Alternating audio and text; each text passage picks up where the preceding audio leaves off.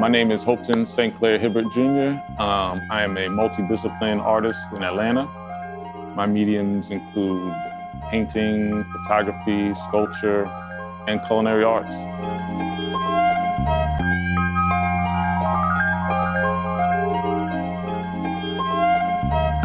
My photography ran parallel with my culinary career. Right? I got my first camera right when I got into restaurants, oddly enough, as a gift.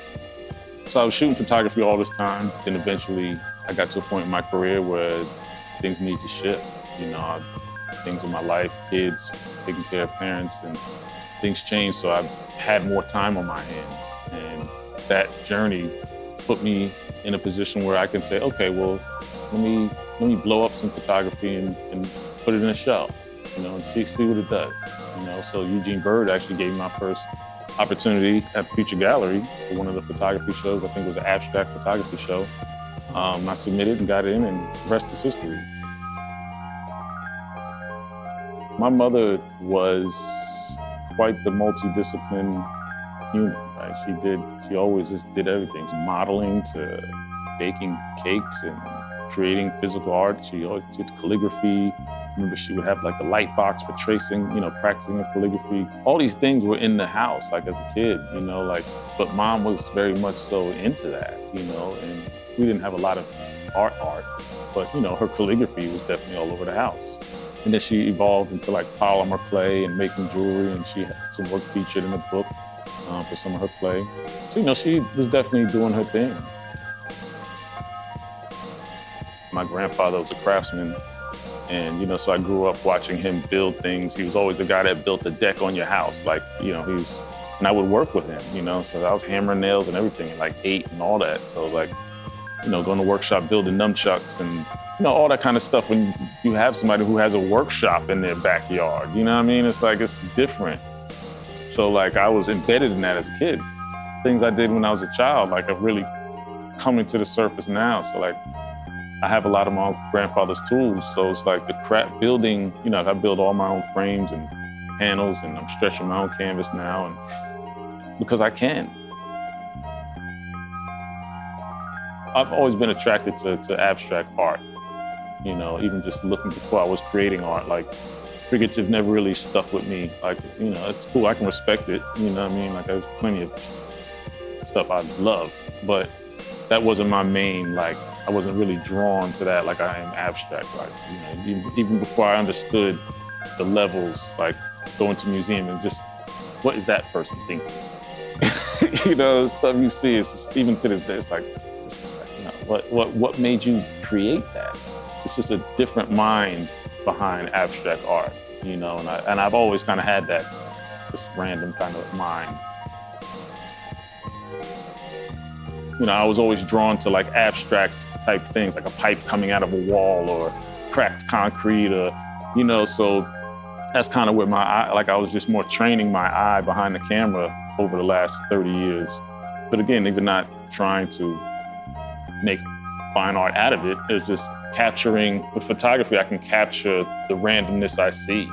So I guess that's where the abstract part came from. And then once I got into this medium, the amplifying that photography medium, what I do now, that just changed everything for me.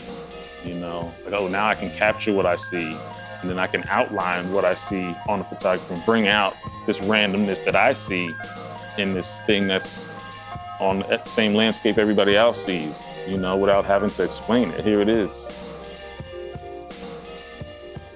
Once I studied and started seeing that I can amplify these flat images by bringing that texture out with clear mediums that are going to dry clear but still provide a texture, the light bulb went off. My first thing was, I don't want my photography behind glass, right? I was I don't want that, because I don't like that reflective glare.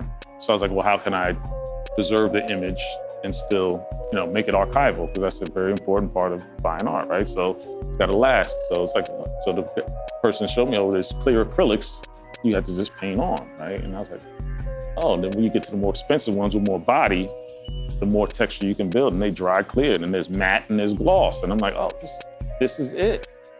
you can layer, you can rabbit hole of layering the texture and, you know, you still have the photography underneath it. But when you look at it from a different angle, it's like, oh wait, that's not flat. The most challenging part, I think, of this art process is when it comes to the financial part, putting a price tag on something, you know what I mean? Because there's so many variables about pricing your work, you know. Is it gonna sell just because you price it at this point? Are you far enough in your career where you can even price it at this point? Does what you put into it really even matter for the price? You know what I mean? Like, because some people take a year to make a piece of art. Some people knock out something fast. It's not like food. It's like, okay, I spent $20 on this steak. I can up to 33% on this and raise the price to this number, and that's the price. Art is so weird that it's so many, so it's always a challenge, like trying to, it's a headache. So that's my least favorite part of it. Like, okay, what are the prices gonna be? Okay, what determines the price going up now? Once it gets to a certain price, now you can't go below that price. You know, you can't, you know, and then you have to it has to be scaled across platform of all your work. The goal is getting on platforms where, you know, in the respected art world, where they can be like, okay, yes, you deserve to be here. Yeah, it's just not a hobby with me. I feel my art's gonna be in the tape one day. That's the goal. Be in museums, I have my kids be able to say, you know what, that's my dad, you know, and just like I'm doing now, like, oh yeah, I'm doing what I'm doing because my dad was doing what he did. You know, that not even purposefully. Sometimes when it's even just subliminal, and like with me and my mom, she never forced me to, like, hey, do what I'm doing. It was just, you just naturally pick it up because it's in the air, right? So like having something down the line that my kids are breathing in, because they come in the studio and they're in the kitchen with me. They're doing they see everything I do because I'm there all the time, fortunately. You know, that's part of my life shift. I have not had any formal art training. I did go to culinary school, 96 to 98, Johnson & Wales, and that was the only formal education I've had. Fine art, it's just been studying, you know, since everything, this has definitely evolved, you know, from when I first showed, you know, it's been as kind of a self-taught journey, you know, trial and error and spending money and, you know, 'cause art materials are not cheap, you know, so it's just a lot of trial and error and just reading, you know, educating myself on past artists. And, you know, I've never really been the type to study somebody to know what they do or learn what they do, because it kind of, sometimes you can absorb somebody's whole style without even knowing it. But in the art world, it's, you know, people want to know who are your influences, who did you study, and started doing this shit. You know, I'm very spontaneous, and I just like to, you know, go and see where things lead me. You know what I mean? But I think it is still important to educate yourself and understand the histories and the art and how things came to where they are. Food is still my love, and I don't accept anything less than great food. But you know, but as far as like wanting to do dinners and all that, like it's not as charged as the art world is. It's just something different about building something that's bigger, you know, and creating something that stays around. Food stays around through a memory, right? Like people don't forget the meals they've had that I've cooked, which is a whole different thing, right? But like an actual piece that's gonna hang on someone's wall that other people can see and other people can experience. You go to a gallery and, you know, thinking about the future with museum work, like that's a whole different thing.